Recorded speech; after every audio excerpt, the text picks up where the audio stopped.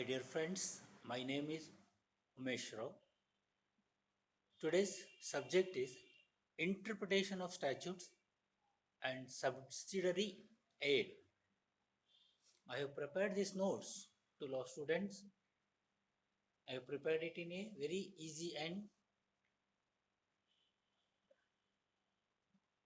you have to read, listen, and remember. I advise you to read the textbook once and concentrate on the point prepared by me. I have tried to give the best of material. If any of you finds any problem, kindly contact me through my email. Contents conjunctive and disjunctive, same word, same meaning, use of different words, rule of last antecedent, non obstant clause, legal fiction, mandatory or directory provision, construction of general words, one nocitier, a sources, rule of ejudicidum generis, and redendo singulo singulis. Last one, causes omissus. Conjunctive and disjunctive. That is, what is conjunction?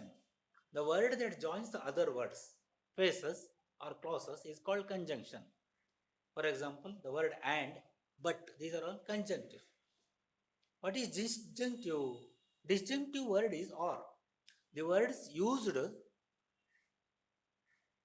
according to the context to know the intention of the legislature. Both conjunctive and disjunctives are words used according to the context to know the intention of the legislature. Second one, same word, same meaning. When the legislature uses the same word in the same sense throughout the section or statutes, it is presumed that the intention of the legislature is the same meaning unless contrary. Use of the different words. When different words are used in the same subject matter, in the same statutes, the presumption is that they are not having the same meaning. Fourth one, the rule of last antecedent. The relative and qualifying words, phrases, clauses are applied to the antecedents immediately.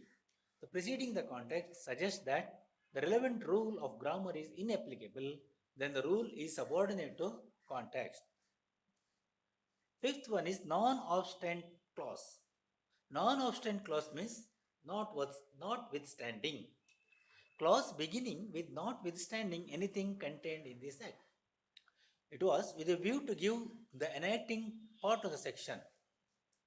In case of conflict, an overriding effect over the provision, it is sometimes appended to a section in the beginning.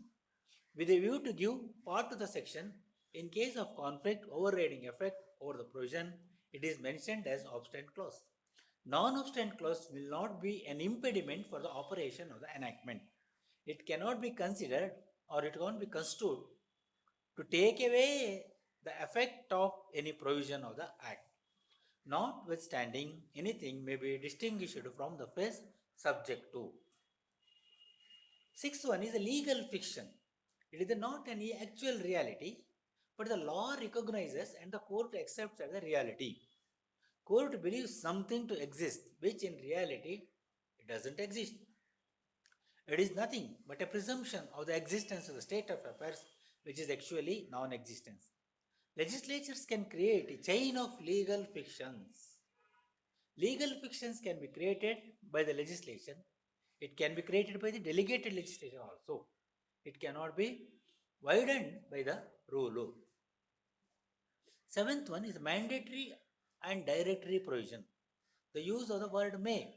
It doesn't impose any compulsion on the person to adopt it. Word may is not having a binding force. Example, he may appeal to the Supreme Court. The word shall, when the legislation uses the word shall, the legislation intend that something should be done in a particular way, then it uses shall. Shall be punishable. Example, shall not escape the penal consequence. Shall be consulted. Eighth one is a construction of general words. Nocitier a socis. A word should be known from its accompanying words. The word is judged by the company it keeps.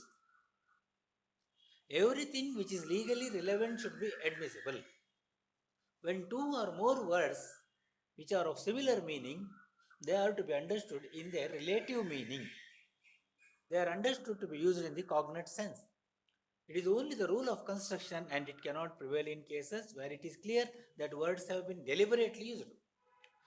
In the Purchase Act, it used the expression of manufactured beverages. It was held that manufactured beverages, including fruit juice, bottled syrup, the orange juice unsweetened, freshly pruned, was not within the description of the beverages. Another case, perfumery has to be interpreted cosmetics, perfumes, toilet goods. It excludes toothpaste, dhoop, and agarbatti. Another rule is rule of adjudicatum generis. When a particular word pertaining to a clause, category, generis, they are followed by a general word. They are construed as limited to the things of the same kind. This is the cardinal rule of interpretation. It is to allow the general words to take their natural wide meaning. Unless the language of the statutes gives a different indication or such meaning leads to absurd result.